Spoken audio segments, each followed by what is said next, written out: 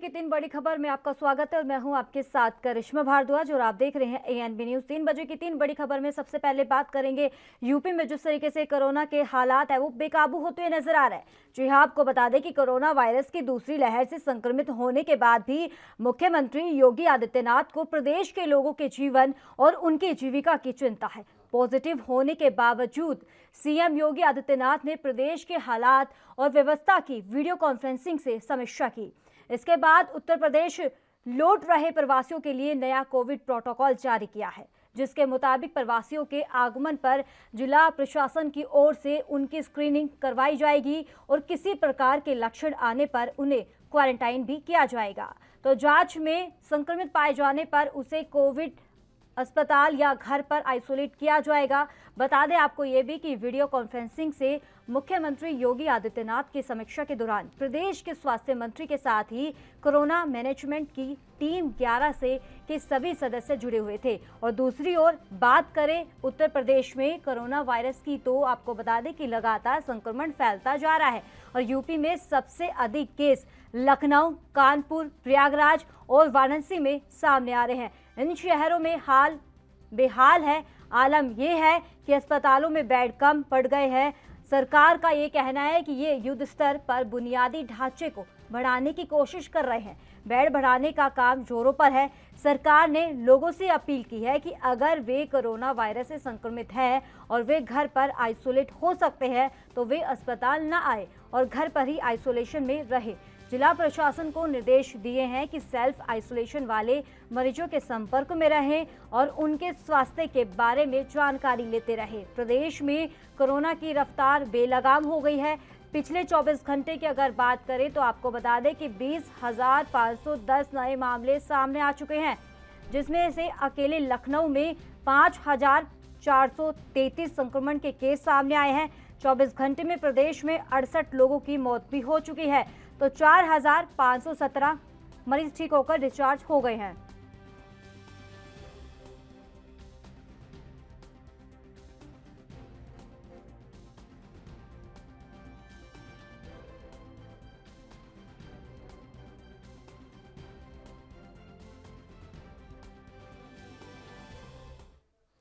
तो वहीं अब आपको ग्राफिक्स के जरिए समझाते हैं कि योगी सरकार ने क्या क्या कोविड प्रोटोकॉल जारी किया है प्रवासियों के लिए।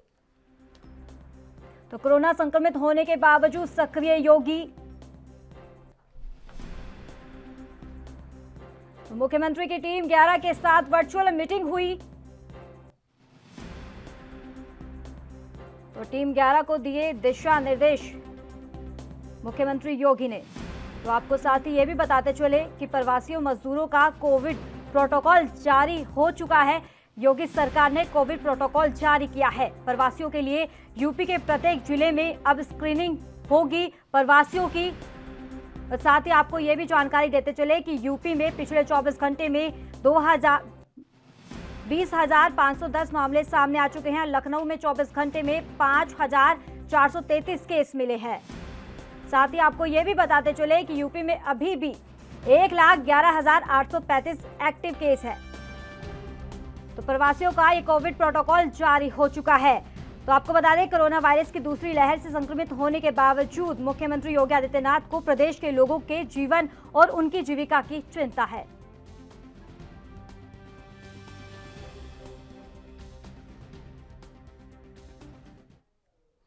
तो इस खबर पर तमाम जानकारी देने के लिए हम चर्चा के लिए हमारे 2 खास मेहमान जुड़ गए हैं। लखपत बटोला नेता कांग्रेस हैं ये, और उमेश सिंह बीजेपी नेता है। सर, आप दोनों खास मेहमानों का बहुत बहुत स्वागत है एएनपी न्यूज पर। तो उमेश जी, सवाल आपसे है, क्योंकि सरकार आपकी है उत्तर प्रदेश में, जिस तरीके से आज योगी सरकार ने प्रवासियों के लिए प्रोटोकॉल जारी किया है कोविड, तो क्या लगता है जिस तरीके से प्रवासियों के लिए कोविड प्रोटोकॉल जारी किया है, कितना असर अब बढ़ते आंकड़ों में देखने को मिलेगा? देखिए, निश्चित तौर पे आदमी चिंतित है और हमारे प्रधानमंत्री से लेकर मुख्यमंत्री तक पूरे देश के सभी लोग, ऐसा नहीं है कि कोई अलग प्रदेश की सरकार है तो वो चिंतित नहीं है। हर प्रदेशों के लोग लगे हुए हैं और अपनी अपनी ताकत से पूरी तरह से हर पार्टियां लगी हुई हैं अपने अपने प्रदेश में कंट्रोल करने के लिए। आज इसी तरह से उत्तर प्रदेश के में भी आप देख रहे हैं कि जिस तरह से माननीय योगी जी खुद संक्रमित हो गए हैं, लेकिन फिर भी वो काम बंद नहीं किए हैं। वो काम जो है लगातार जो है वो जारी रखे हैं। और इसका जो है इसका आप इससे आप अंदाजा लगाएंगे कि कितना सीरियस है इन सब चीजों पे। तो इसलिए जो है इससे ये पूरा बहुत इनको मदद मिलेगी। और ये किया जा रहा है कि जिससे कि पिछली बार जो लोग परेशान हुए और वो परेशानियां ना आने पाए, क्योंकि एक बार एक्सपीरियंस हो चुका है, देखा जा चुका है। तो इसलिए वो सब देख करके और अब हमारे पूरे अधिकारी भी, कर्मचारी भी सब जो है एक्सपर्ट हो चुके हैं और सब सशंकित हैं, सब लोग परेशान हैं, क्योंकि वो भी हमारे घर के ही हैं। कोई भी अधिकारी और कर्मचारी हैं तो परिवार के ही हैं, क्षेत्र के ही हैं। तो इससे जो है पूरी तरह से सब लगन से, पूरी निष्ठा के साथ लगे हुए हैं। और ये पूरा प्रयास रहेगा कि प्रवासी भारतीयों को कहीं से कोई दिक्कत ना आने पाए, आने वालों को, और इस पे ध्यान दिया जाए पूरी तरह से। जी लखपत जी, आपकी तरफ रुख करना चाहेंगे। जिस तरीके से हालात बेकाबू होते हुए नजर आ रहे हैं, कोरोना के बढ़ते मामलों में इजाफा हो रहा है लगातार, तो कहीं ना कहीं यूपी के अगर बात करें तो वहां पर कोविड प्रोटोकॉल जारी किया है। हालांकि मुख्यमंत्री योगी आदित्यनाथ हैं वो खुद पॉजिटिव है, लेकिन उसके बावजूद भी चिंता जाहिर की है इसी दौरान प्रवासियों के लिए। क्या लगता है जितनी सख्ती बढ़ती जा रही है वो उतनी काफी है? देखिए, जिस तरह से हमारे देश के अंदर कोरोना के मामले बढ़ रहे हैं वो बड़ा चिंताजनक और दुखद है जी। लेकिन मैं ये कह सकता हूँ कि पिछले अनुभवों से यदि हम सीख लेते, पिछली बार आप जानते हैं कि हमने संपूर्ण लॉकडाउन किया और देश की अर्थव्यवस्था माने 6.9% तक चले गई थी जीडीपी। उसके बावजूद एशिया के किसी देश ने लॉकडाउन नहीं लगाया। एशिया के और देश हमसे बेहतर स्थिति में है। बगल के चाहे हम 5-6 देशों को लेने का काम करेंगे और पड़ोसियों को, वो ज्यादा बेहतर स्थिति में। कारण क्या है जिससे हम लोग चूक कर गए? आज जो दूसरा स्ट्रेन देश के अंदर आया है उसमें एक साधन, क्योंकि मैं आज मुख्यमंत्री की वर्चुअल रैली का भी देख रहा था, उसमें भी सभी लोग मानते हैं कि लॉकडाउन समाधान नहीं है जी। उसके स्पीड को कम कर सकते हैं, लेकिन कोरोना का समाधान लॉकडाउन नहीं है। तो इसलिए 1-1.5 साल में जो हमें व्यवस्थाएं करनी चाहिए थी, चाहे आज आप देखोगे लगातार जो माना जा रहा है कि जिस तरह से वेंटिलेटरों की दिक्कतें हो रही है, जिस तरह से ऑक्सीजन की दिक्कतें आ रही है, वो व्यवस्थाएं हमारी चरमराई हुई है। उस पर हमने काम करने हैं नहीं चाह, हमने केवल इस पे राजनीति की पिछले 1.5 सालों में आप देखोगे कि हमारे देश के माननीय प्रधानमंत्री जी हैं, गृह मंत्री जी हैं या और लोग हैं जिन्हें देश को लीड क्या करने का लगता है इस दौरान लगातार आरोप भी लगाए जा रहे हैं, या अगर बात बीजेपी की करें तो आपने जिस तरीके से ये भी बताया जा रहा था कि वैक्सीन की कमी हो गई है, क्या लगता है इसमें आरोप प्रत्यारोप का एक तरफ रख के इसमें न आरोप लगाया जाए, वहां पर हमारे देश की जनता को बचाना चाहिए एकजुट होकर, ऐसा नहीं हो सकता क्या? जी निश्चित रूप से हो सकता है। मैं आपसे कह सकता हूँ, मैं यही चीज पूछना चाह रहा हूँ कि राजनीति कौन करा? देश के अंदर लगभग 15 करोड़ वैक्सीन बनी है, जिसमें से 6.5 करोड़ वैक्सीन केवल हमने फ्री में पाकिस्तान बांग्लादेश को दे दिया, क्योंकि पश्चिम बंगाल जी जी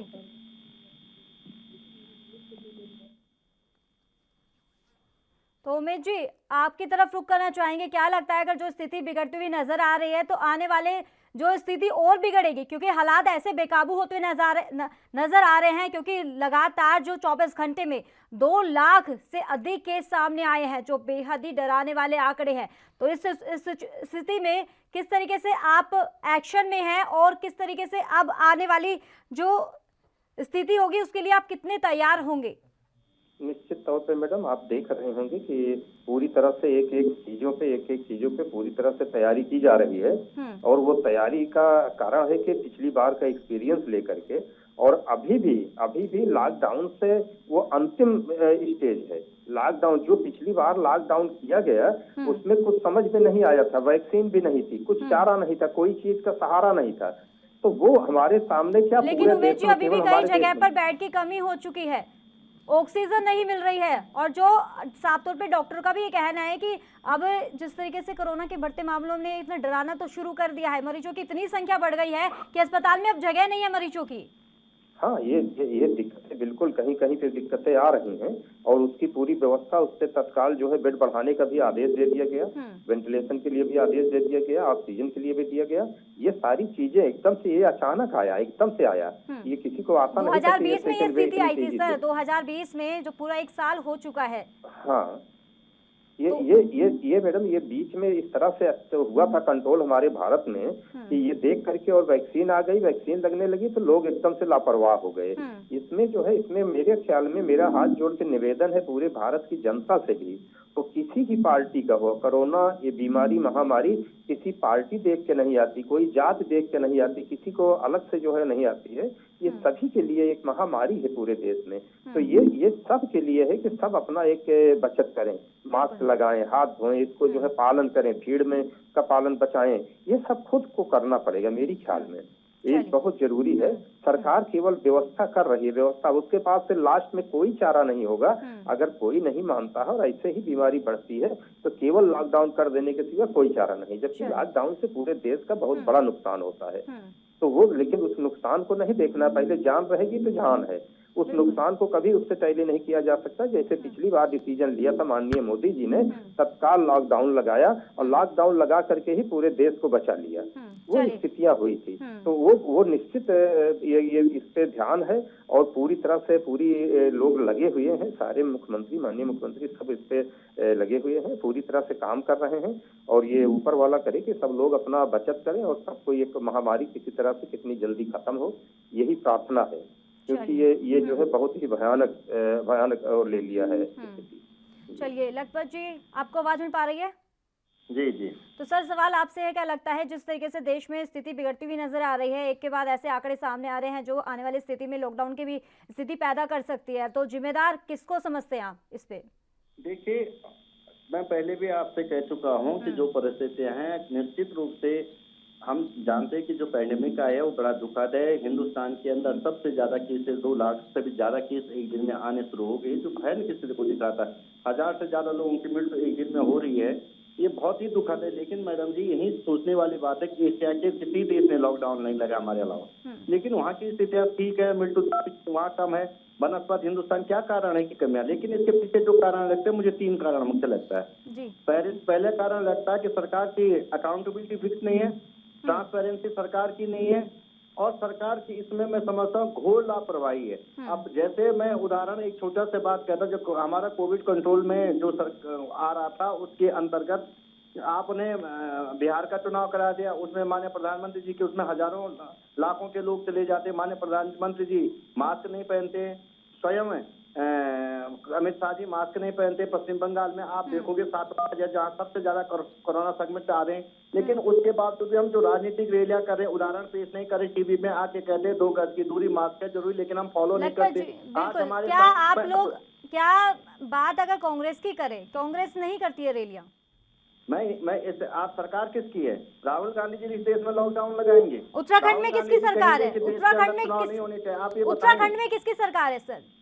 बीजेपी की है, भाजपा की सरकार 2 बार मुख्यमंत्री बदल चुके हैं उत्तराखंड के अंदर। और मैं आपसे कह रहा हूँ, यहाँ के वर्तमान और निवर्तमान मुख्यमंत्री जो भाजपा की पार्टी के हैं, उनको कोरोना हो गया, राज्यपाल को कोरोना हो गया, उन लोगों को 2 गज की दूरी क्या उन्होंने मेंटेन नहीं की है? क्या उन लोगों ने कोरोना गाइडलाइन का जो SOP जारी हो रही है उसका पालन नहीं करे? आप गरीब आदमी पे कह रहे हैं कि जारी कीजिए, जिसने 2 वक्त की रोटी लेनी है, अपने बच्चे पालने, वैसे हुई वो भूख से मर जाएगा।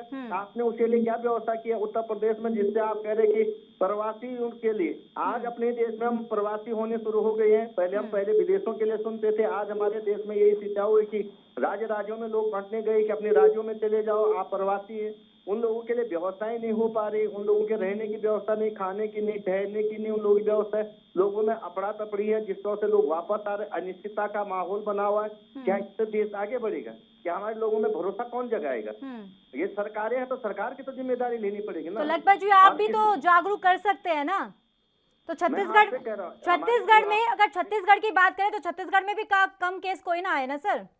मैं आपसे एक बात कर, यही चीज बड़ी दुखद बात हो रही है कि महाराष्ट्र का बार-बार। चलिए, बहुत बहुत शुक्रिया लखपत जी। उमेश जी, क्योंकि समय का अभाव है, वक्त तो चला एक छोटे से ब्रेक का।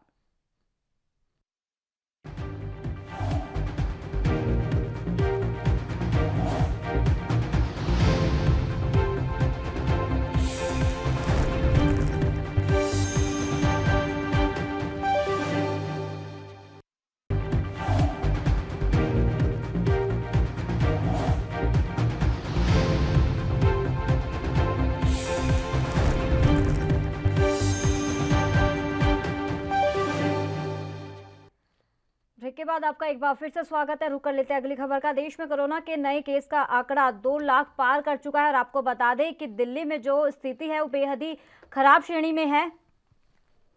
और कोरोना से मचे हाहाकार के बीच दिल्ली सरकार ने आज वीकेंड कर्फ्यू का ऐलान कर दिया है। मुख्यमंत्री अरविंद केजरीवाल ने वीकेंड कर्फ्यू का ऐलान करते हुए लोगों से इसका पालन करने की अपील की है। साथ ही आपको बता दें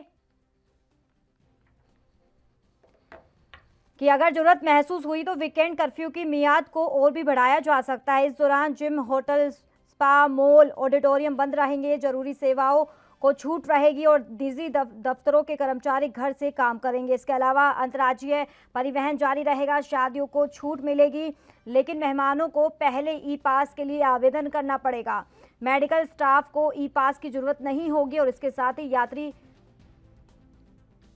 आवागमन के लिए टिकट दिखा सकते हैं। और आपको बता दें कि एमसीडी के हर जोन में एक जोनल मार्केट खोलने का फैसला लिया गया है।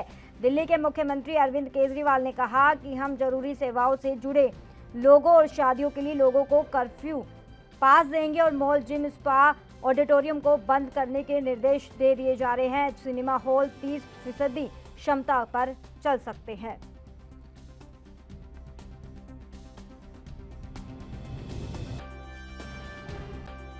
आज एलजी साहब के साथ मीटिंग हुई थी और सब ने मिलके ये निर्णय लिए हैं कि वीकेंड के ऊपर कर्फ्यू दिल्ली के अंदर लगाया जाएगा।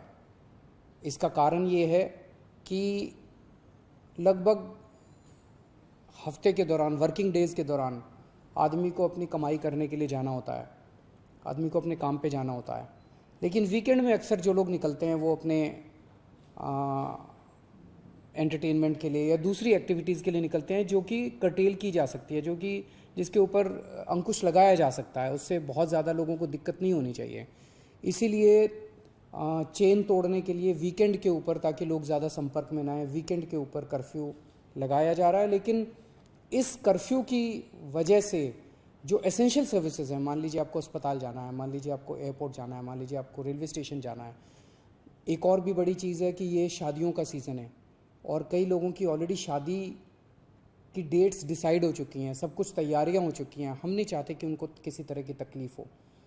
ऐसे लोगों को जो एसेंशियल सर्विसेज हैं और ख़ासकर जो शादियां हैं, उनको हम कर्फ्यू पासेस दे के उनको अलाउ करेंगे, उनका मूवमेंट हम अलाउ करेंगे। वो कर्फ्यू पासेस के अप्लाई कर सकते हैं और उनको जल्द से जल्द बिना किसी हैरेसमेंट के हम कर्फ्यू पासेस देंगे। मॉल्स, जिम्स, स्पाज और ऑडिटोरियम्स को फ़िलहाल बंद करने के निर्देश दिए जा रहे हैं।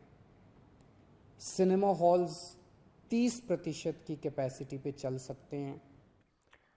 तो इस खबर पर तमाम जानकारी देने के लिए हमारे साथ दिल्ली से संवाददाता राजीव तिवारी जुड़ गए हैं। राजीव, दिल्ली में हालात बेकाबू होते नजर आ रहे हैं, जिसके चलते अब दिल्ली सरकार ने आज वीकेंड कर्फ्यू का ऐलान कर दिया है। क्या कुछ अधिक जानकारी मिल रही है?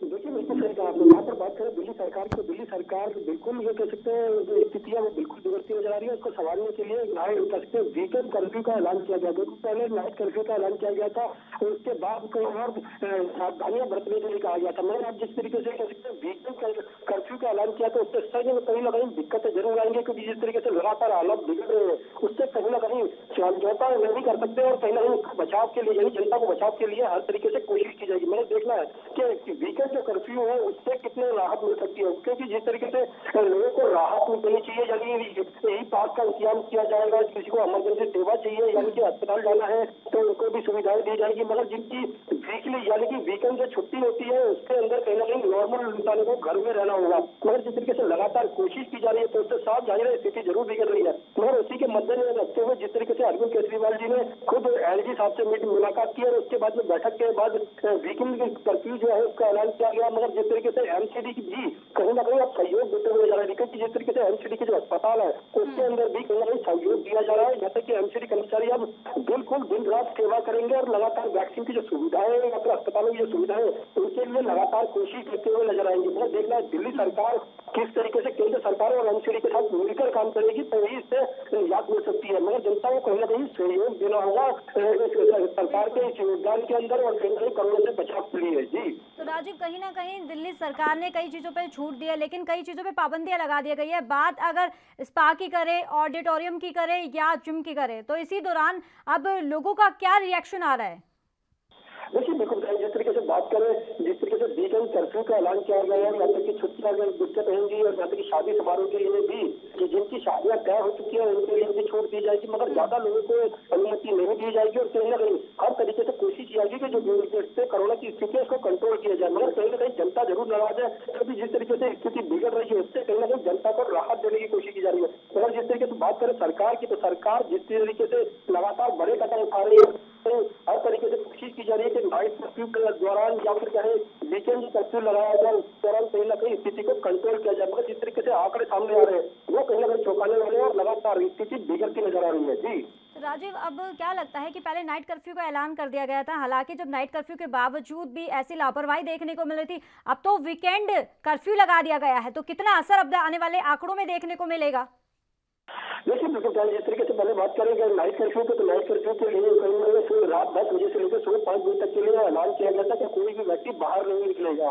मगर जिस तरीके से कुछ चुनिंदा लोगों के लिए, यानी कि जो पुलिस कर्मी है या फिर मीडिया कर्मी है या फिर सिविल डिफेंस के जो वॉलंटियर है या फिर मेडिकल डिपार्टमेंट के लोग हैं, उनको छूट दी जा रही थी। मगर जिस तरीके से वीकेंड जब कर्फ्यू लगाया गया है उससे अंदर कहीं ना कहीं सरकार का ये कदम उठाने के लिए मजबूर है, क्योंकि जिस तरीके से लगातार कर रहे हैं उसकी रफ्तार बढ़ रही है, उससे कहीं ना कहीं दिक्कत जरूर है। मगर इस वीकेंड कर्फ्यू के अंदर भी पुलिस कर्मी और कोरोना वॉलंटियर या फिर कहें मीडिया कर्मी इनको छूट दी जाएगी और इनके अलावा किसी को छूट नहीं देगा। मतलब जिस तरीके से बात करें ई पास की, तो ई पास उन लोगों के लिए दिया जाएगा जो इमरजेंसी सेवाएं चाहते हैं, यानी कि अस्पताल जाना है या फिर किसी को मेडिकल सुविधाएं चाहिए या फिर कोई इमरजेंसी सेवाएं हैं या फिर बाहर से आ रहे हैं जिनकी रिजर्वेशन है या फिर बाहर जाना है, तो उनको कहीं ना कहीं अपनी ई पास दिखाना होगा और उसके बाद भी उनको जाने के लिए परमिशन मिलेगी। जी चलिए, बहुत बहुत शुक्रिया राजीव तिवारी तमाम जानकारी देने के लिए। तो अगली खबर की तरफ रुख कर लेते हैं। कोरोना के बढ़ते संक्रमण के बीच उत्तराखंड सरकार ने हरिद्वार कुंभ मेले की अवधि को घटाने से इनकार कर दिया है। सरकार की ओर से जारी बयान में कहा गया है कि मेला अवधि घटाने पर अभी कोई विचार नहीं है, ना ही ऐसा कोई प्रस्ताव राज्य सरकार ने केंद्र को भेजा है। कुंभ 30 अप्रैल अपनी समय सीमा पर ही समाप्त होगा। दरअसल हरिद्वार में कोरोना के मामले तेजी से बढ़ते जा रहे हैं। तीसरे शाही स्नान के दौरान भी कोरोना नियमों की धज्जियां उड़ाई जा रही है।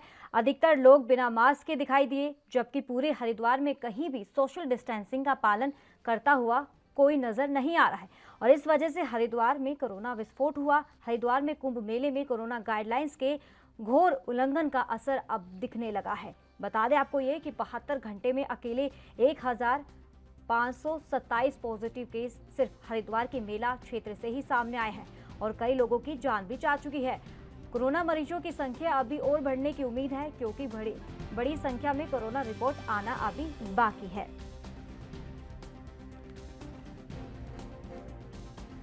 आप यहाँ पर पहुँचे हैं, खतरा भी है संक्रमण का, बावजूद इसके आप यहाँ पर पहुँचे, डर भी लगा क्या कि जा रहे हैं खतरा हो सकता है हमें नहीं तो घर वालों को, किसी को, इस तरीके का डर भी था मन में?